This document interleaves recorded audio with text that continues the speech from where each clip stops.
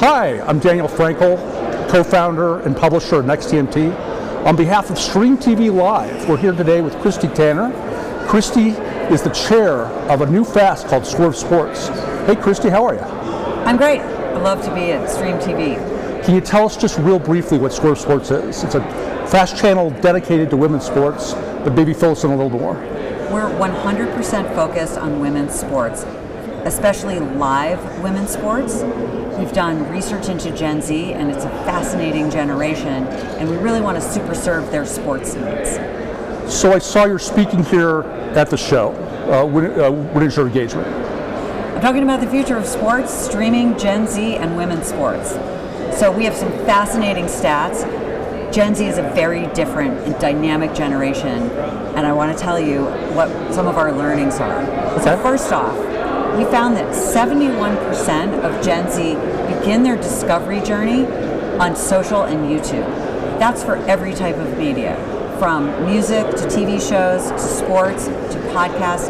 They start their discovery journey on social and YouTube. Right. Second, 81% of them watch vertical video weekly. So when you put those two stats together, I think the implications for us in the streaming industry are that you must have a multi-platform strategy if you want to reach Gen Z. Then when we dove deeper into their sports habits, we asked a simple question: what are your favorite sports? But the results were surprising. Right. Number 1 and number 2, football, basketball, yes.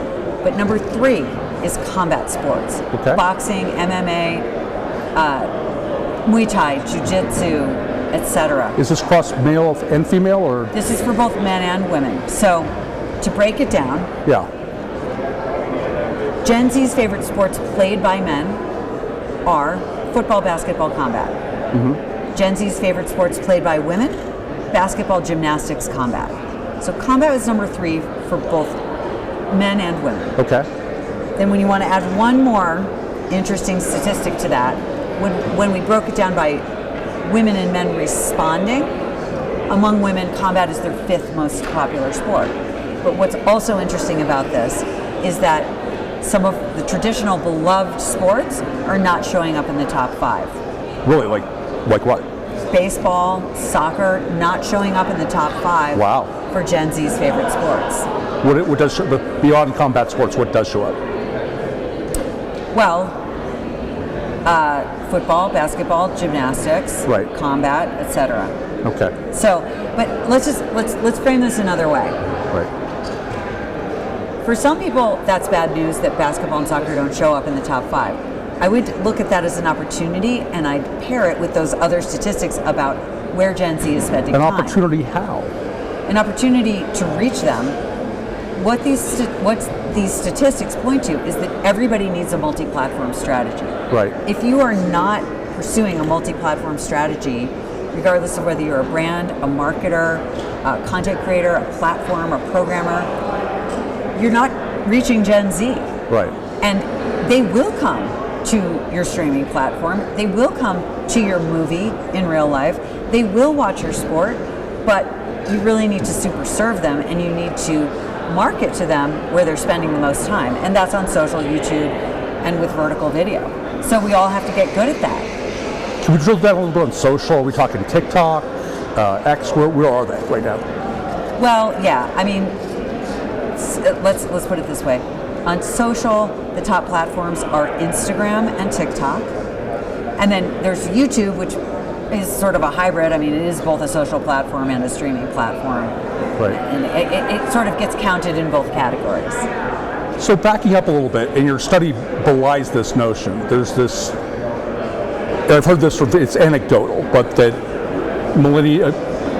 Gen Z age consumers don't consume sports in the same way that us old Gen X guys do. That's not true. Let's put it this way. It's not either or. Right. So their habits are different. They do watch live sports games on broadcast TV, and they also watch live sports on streaming. And they, in some cases, prefer highlights to full games. Right. But I think we'd be missing an opportunity if we said, well, no more full games, and we're only going to focus on highlights now. I think you have to do both. And what we're finding is that maybe for their favorite teams, for their favorite sports, they'll watch full games. But maybe they won't watch full games for every single sport that they follow.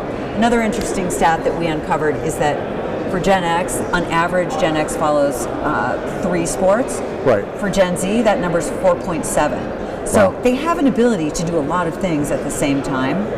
And I think for me, the takeaway from this research is that regardless of what your core focus is, a fast channel, for instance, or an SVOD service for another, you still have to be excellent at messaging on social and YouTube and in vertical video, or you're going to lose this generation. And framed in a more positive way, the opportunity to reach this generation is on social, YouTube, and with vertical video. Well, I myself am looking forward to the talk. You seem to be poised on a tremendous opportunity. Women's sports seems to be having a moment right now, if you've watched your streaming service at all. Christy Tanner, Daniel Frankel, thank you very much. StreamTV Live out.